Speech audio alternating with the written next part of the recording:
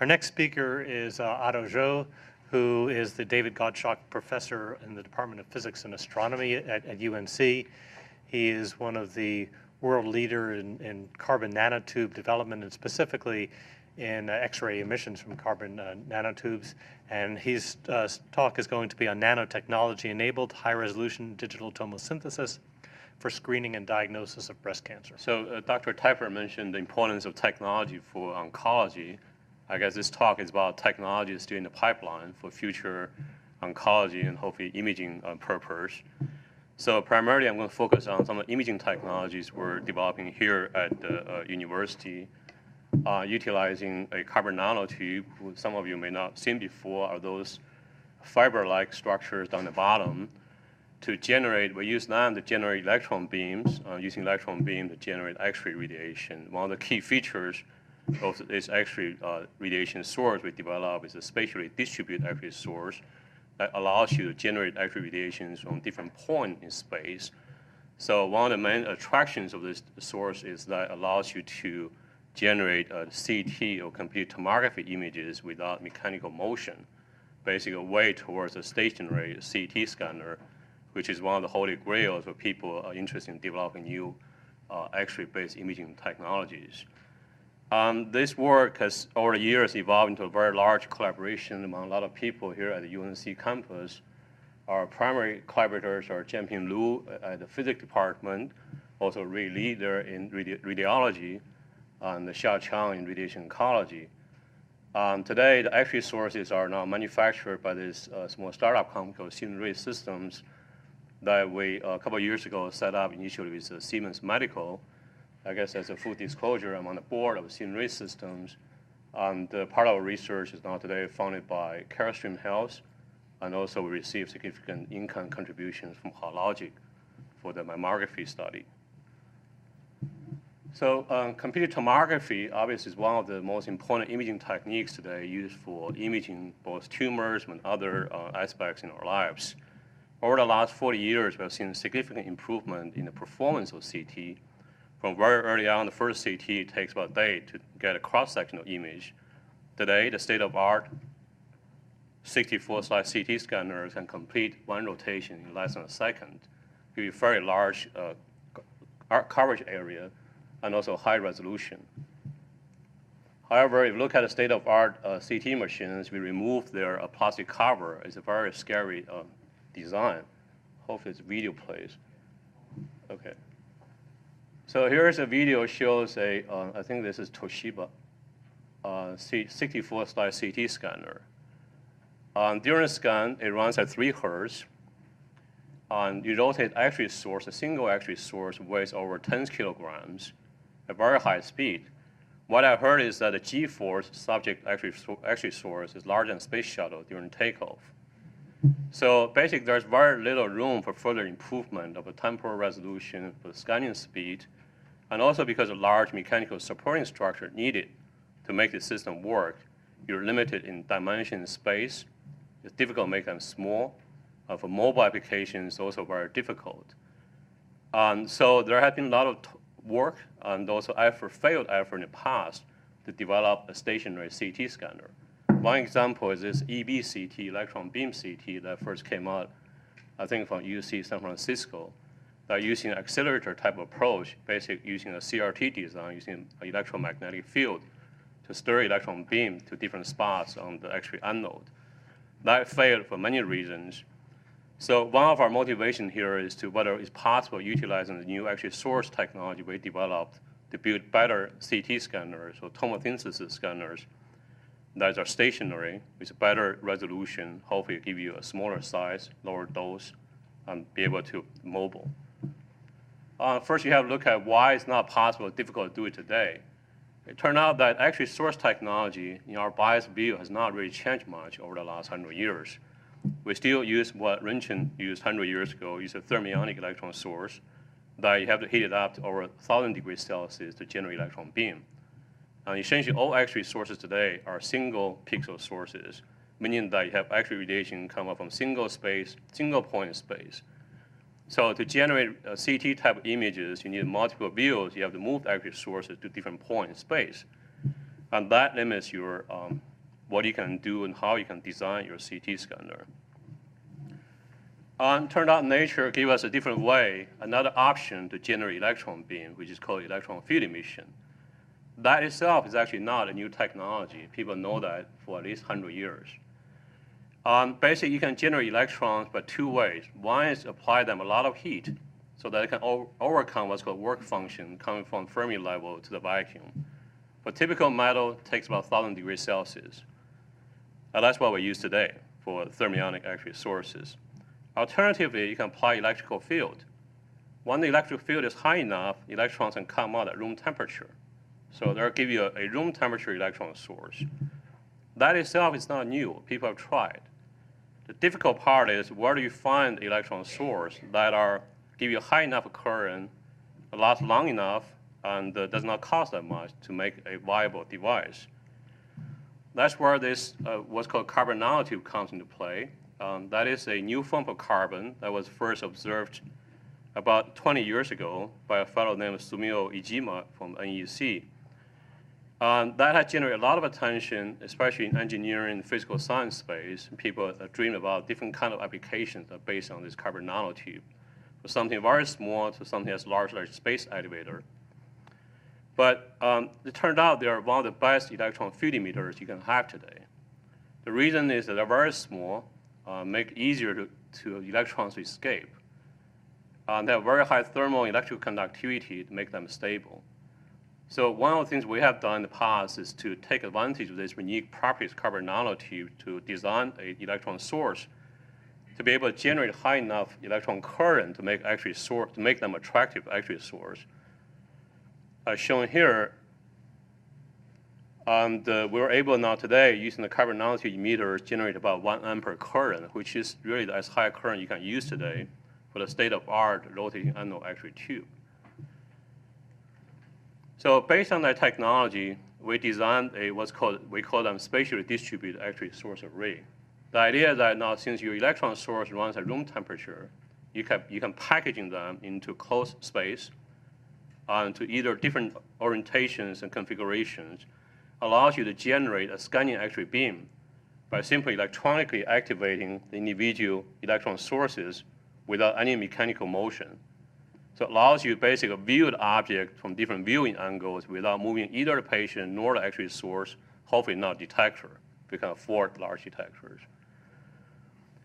So that technology now becomes semi-mature. And here I give you some examples of the distributed actually source arrays now being fabricated by this company, Scenery Systems, here located in the Research Triangle Park. And you say, what are the advantages of this source array? We see several. One of those now is you're no longer limited by this current design where you have actually source from only one point in space. All of a sudden, you can arrange your actual sources in different configurations based on your system requirement. So that allows you now to think about how you want to construct your CT machine. You know, the source now can be one-dimensional, can be two-dimensional, can be straight, can be curved.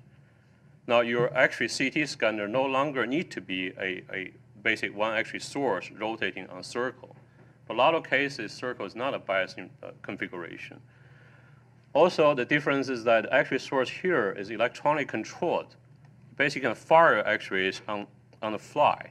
So you can easily synchronize them. You can gate with different motions. You can have X-rays, basic images without minimizing the motion-induced blurring.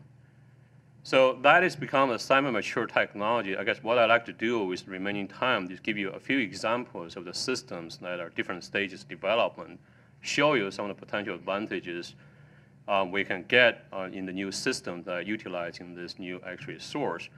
The first one I want to show you is a preclinical application that utilizes the electronic controlling capability of this actually source.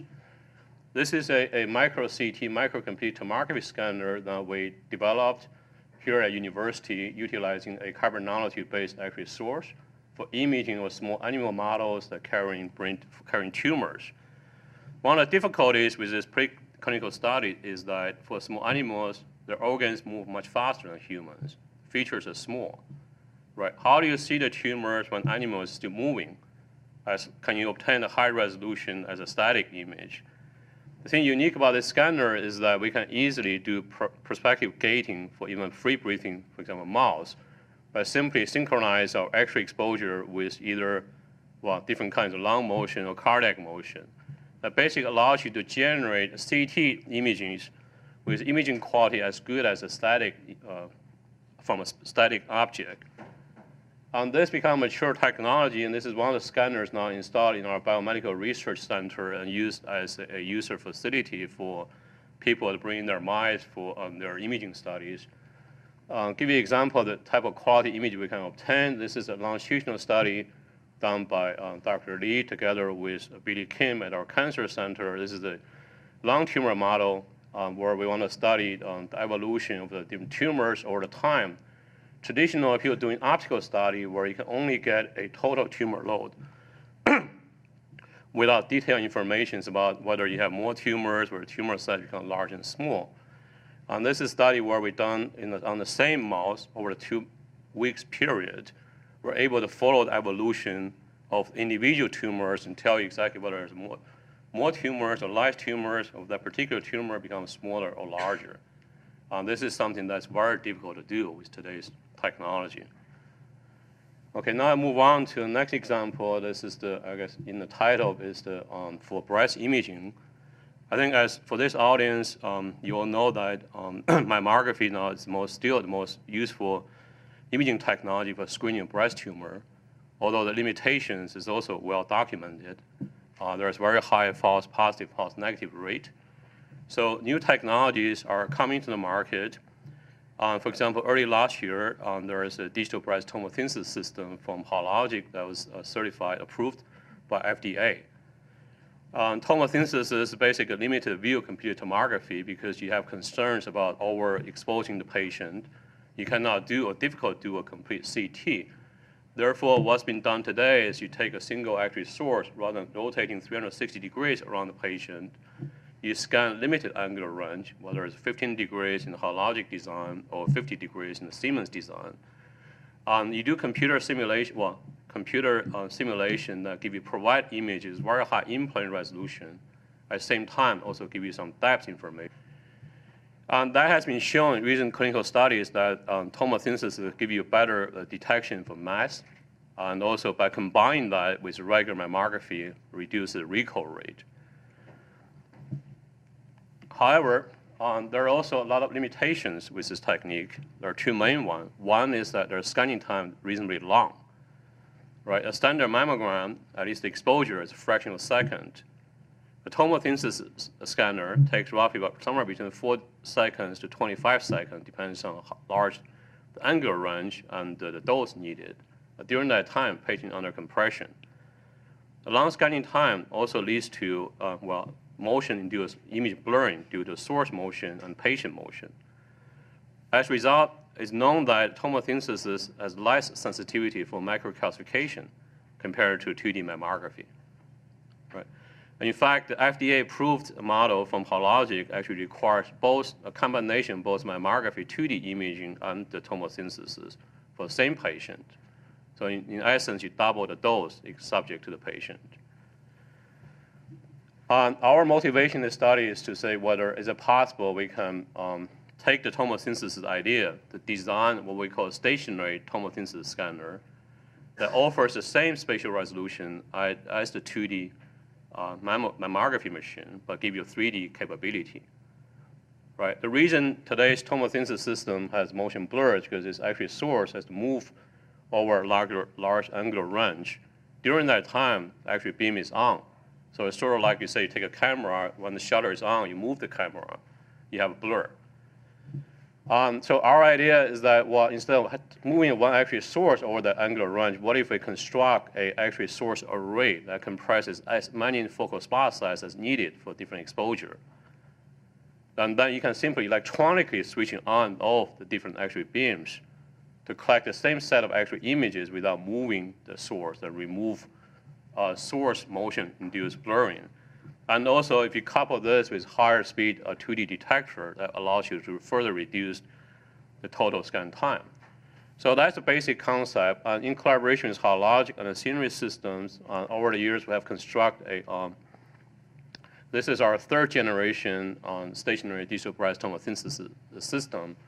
What we have done is basically take a hologic selenium dimension system that's approved FDA.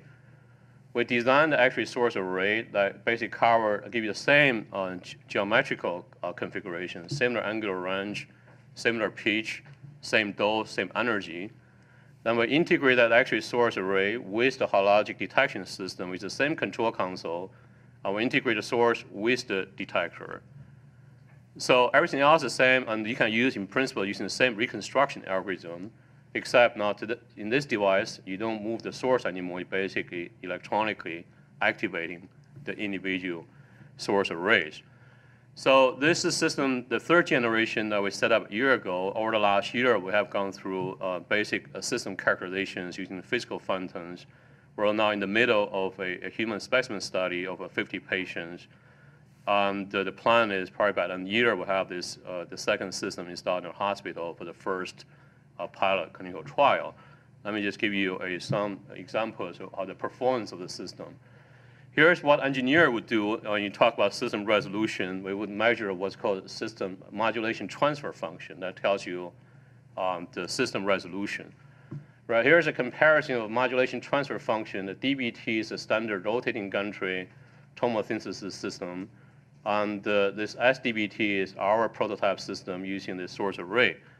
So using the standard hologic standard scanning geometry, 15 views, over 14 degrees, we see a 30% increase in the system resolution. In fact, that improvement will be even larger when we go to larger angular range, which is difficult to do with the current system.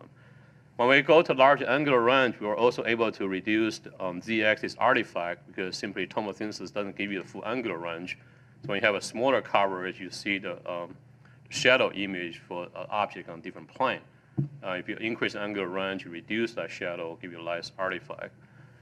Well, the projector quality is not very good. So we've done calculations using different fountains and shown that indeed they are, in terms of resolution in the physical fountain, they are better than the hologic system. So we have now, I guess, complete 48 of the 50 patients we originally planned for. This is a study led by Dr. Lee and Kuzmiak on radiology. And still, I think we need to wait for the reader study, but the early result shows that indeed we have a better, this is a comparison between tomosynthesis and the commercial 2D mammography device in our hospital. The early result indeed show that we have a better detection sensitivity for mass, and in terms of microcals, I guess we're similar. So here's a case where a specimen, a patient with microcalcification, and here is an illustration on the power of a tomosynthesis allows you to separate these images into different planes. Now you can see that over this region, the clustered microcals, you can separate the z-axis location, which you cannot do with the regular 2D mammography. So as I said earlier, now we're in the process of setting up a second system. Hopefully by the end of this year, with IRB approval, we can start a pilot, a patient study. Let me just move on quickly, give you 2 more examples of what else we're working on. This, some of you probably are familiar with this, and think Dr. Tepper has seen an early version of this.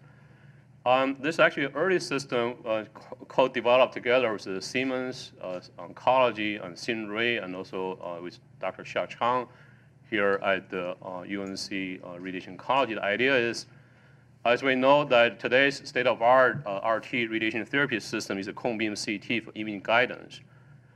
Commercial models from Varian and Electron uses cone beam that is orthogonal to treatment beam. On this whole rotation to do the CT image, it takes about 1 minute. It's not real time.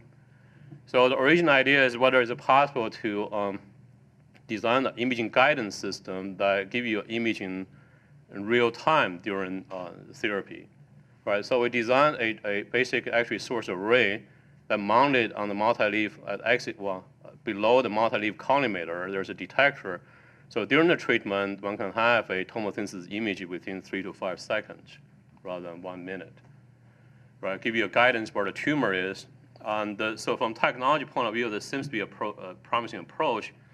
Unfortunately, the future today is not clear because, as a lot of you know, Siemens pulled out from the radiation oncology business. Where we're going to go with technology, I think, yet to be discussed. Lastly, since this is a translational research conference, translational to me means moving from one space to another space. I will show you that. We can also translate medical research to homeland security. Also use this to I think early on I said motivation to build a stationary CT. I think this is probably the first place we're going to realize a stationary CT system.